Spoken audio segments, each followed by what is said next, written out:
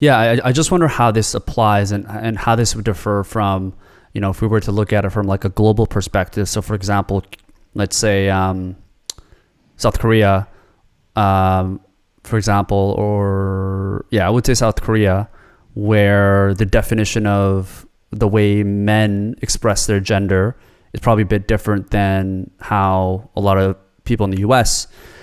Let's say someone in Texas or someone that is generally in the U.S. it would express what masculinity feels. I mean, a lot of South Korean men wear makeup, and a lot of them, they grow out their hair longer. It's just a very different way to express their gender, and because of that, I've seen that a lot of women, are into more, I guess, like the sensitive, prettier men versus the attractive thing here for women is to be attracted to like the masculine person. So like the divergence of that might be perhaps, at least my hypothesis is why I could imagine if a woman here in the US or Canada, if they don't, if they're not as girly, or if they're not as that, maybe they feel that they're more like a male, whereas like a woman in Korea, they also see a man who's just as girly as them, or like maybe as much girlier than the typical man in the US. They may have a very different opinion around that. I just wonder how these things might play out, because I think those are huge distinctions in terms of what masculinity is defined as versus the US and, let's say, Korea. Yeah, and I think by, say, North American or this non-binary movement's perspective, if there's a man who wears makeup, then he's non-binary too.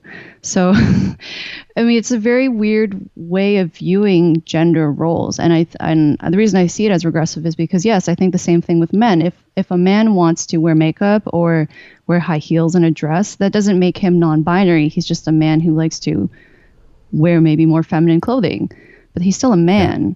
And to me, to then kick him out of the man category and say that he's a third gender because of that, to me is just as regressive as saying that essentially, the more stereotypical view that women have to be very feminine and men have to be very feminine, and that's the way it is. And if you deviate from that in any way, then that's not acceptable.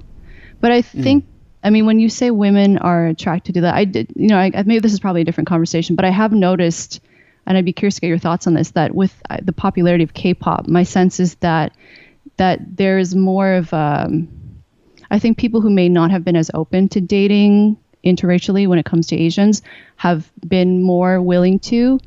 I'm not sure why that is, or if that's something that you would agree with, but that's something I've definitely noticed more of.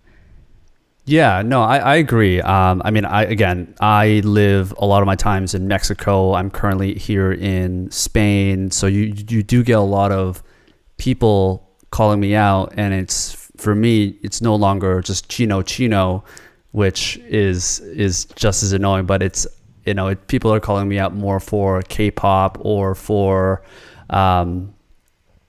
it's a much different way to look at, I guess, Koreans in general and Asian men in general. So I do agree that is a part of it. I think also, like, maybe in the US particularly, I've seen a lot of women talk about how masculinity is also becoming different, and it's no longer about how strong a man is necessarily. Oftentimes it's how vulnerable the man is and how in touch with his emotions he is. So I do agree, like, what we're being attracted to is certainly changing, and I don't know if that's the same for a man to a woman. I don't know if that's necessarily changing as much. I do know that men are certainly, at least for me, attracted to a woman that is career successful and someone that is, very well independent and stuff like that. And maybe that wasn't the case 60 years ago, where the equality between men and women weren't the same. So I guess these things certainly do change.